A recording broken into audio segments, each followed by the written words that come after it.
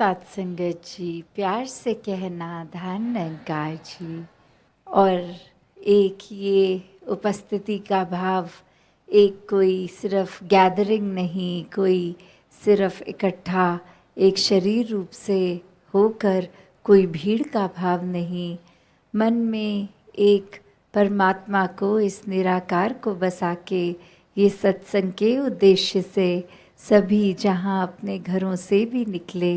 और अभी भी ये सत्संग को सत्संग के लिए ही किया जा रहा है। कोई मन में ऐसे भाव नहीं कि कुछ सत्संग करेंगे तो जीवन में कुछ कठिनाई कम होगी या कोई धन दौलत हासिल होगी। एक सत्संग का भाव, जैसे अभी संदेश सुन ही रहे थे कि ये परमात्मा जिसने पूरे ब्रह्मांड की रचना की है और वहीं ये इंसानी रूप हमें भी मिला, और कैसे इस इंसानी जीवन में जीते जी इस परमात्मा की प्राप्ति कर लेंगे तो अपना असली निज रूप पता चलेगा कि ये ही परमात्मा जो ब्रह्मांड के हर कोने में उपस्थित है, कैसे हमारे अंदर भी आत्मा इसी की एक अंश, और जीते जी जहाँ एक संसार में ये रिस्पॉन्सिबिलिटीज़ घर परिवार समाज की है, उसको पूरा करते जाना है, पर उसमें ही इतना खचित नहीं हो जाना कि आगे एक परमात्मा के लिए ये समय निकाल नहीं सके। एक मन इतना उलझ जाए बीते कल में या आने वाले कल में कि इस समय की जो एक इम्पोर्टेंस है, एक कीमत है,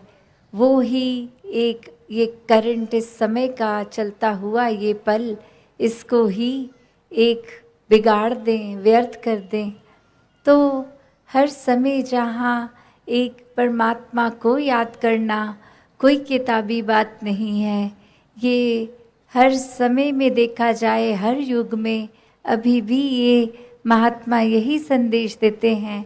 कि चाहे कोई भी काम कर रहे हों, ये मन परमात्मा में लगा रहे तो ही जीवन के उस पल के, उस क्षण के मोल को एक जिया जा सकता है, पूरी तरह से वो पल जिया जा सकता है। तो ऐसा ही जीवन जीने के लिए भक्तों ने युगों युगों से संदेश दिया कि मानवीयता को मन में रखकर एक परमात्मा के एहसास में पल पल रहा जाए तो ही एक असली मनुष्य बनने के एक हकदार हैं हम। एक जीवन वो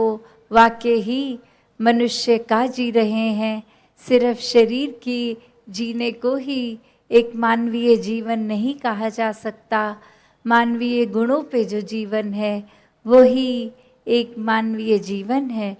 तो ऐसे ही करुणा, दयालुता, प्यार, प्रीत, नम्रता, एक विशाल हृदय बना के सबके अंदर अपनत्व का भाव जब होगा तो ही इस परमात्मा की हर इंसान को हम उतना ही श्रेष्ठ मानेंगे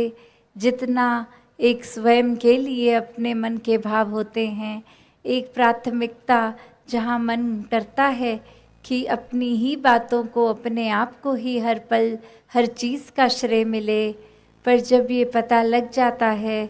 कि इस परमात्मा ने ही बल बख्शा तो कोई कार्य हो पाया, तो ये फिर जब श्रेय परमात्मा को दिया जाता है तो जीवन एक वाकई ही सफल जीवन बन जाता है। ये मन से भेदभाव खत्म हो जाते हैं। ये संसारिक रूप में पैदाइश जिस भी जगह पे हुई, जिस भी घर में हुई, उससे एक नफ़रत का कारण नहीं बनता। तो ऐसा ही जीवन हर कोई जीता चला जाए। सत्संगत जी, धन निरंकार जी।